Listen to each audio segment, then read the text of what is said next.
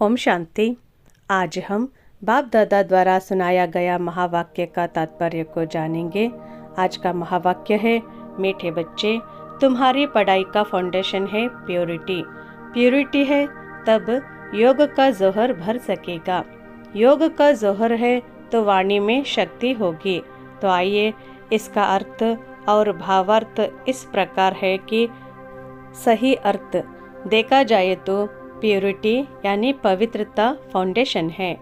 ये ब्रह्म कुमारी ज्ञान की पढ़ाई आत्मा की पढ़ाई है और आत्मा का सबसे पहला धर्म है पवित्रता। पवित्रता का मतलब है विचार, बोल, कर्म और संबंधों में शुद्धता।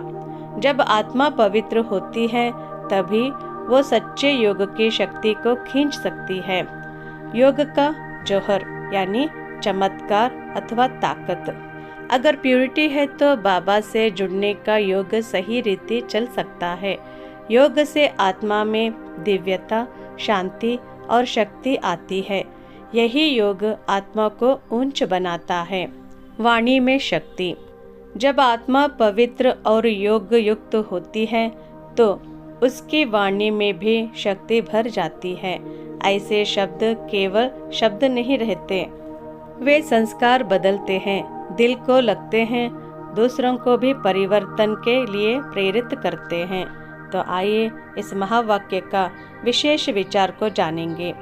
यह महावाक्य याद दिलाता है कि सिर्फ ज्ञान सुनना या देना काफी नहीं। अगर प्योरिटी नहीं तो योग नहीं चलेगा और योग नहीं तो वाणी प्रभावहीन हो जाएगी। आज के समय में सबसे जरूरी है सांस्कृतिक और मानसिक पवित्रता, क्योंकि बाहरी पवित्रता से भी ज्यादा आत्मिक की पवित्रता ही शक्ति का सूत्र है। अगर ब्राह्मण जीवन में पवित्रता मजबूत है तो योग स्वाभाविक रूप से गहरा होगा। फिर हमारे बोल, दृष्टि और कर्म सब में शक्ति नजर आएगी। इसलिए ब्रह्म कुमारी मार्ग में ब्रह्मचर्य को भी बहुत महत्वपूर्ण माना गया है, क्योंकि ये प्योरिटी की जड़ है। तो आइए इस महावाक्य को सारांश के रूप में जानेंगे। प्योरिटी यानी नींव, योग यानी शक्ति का जरिया, वाणी यानी शक्ति का प्रभाव। प्योरिटी मजबूत तो योग मजबूत, योग मजबूत तो वाणी प्रभावशाली। यही ब्राह्मण जीवन की गुप्त विधि है। तो आइए इस महावाक्य को एक श्लोगन के रूप में जानेंगे। पवित्रता को जीवन में धारण करो तो योग की शक्ति और वाणी की विजय स्वतः मिलेगी। इस श्लोगन को और दूसरे रूप में हम देख सकते हैं कि पवित्रता ही शक्ति का मूल है। योग से भरपूर वाणी से सफल जीवन फूल है।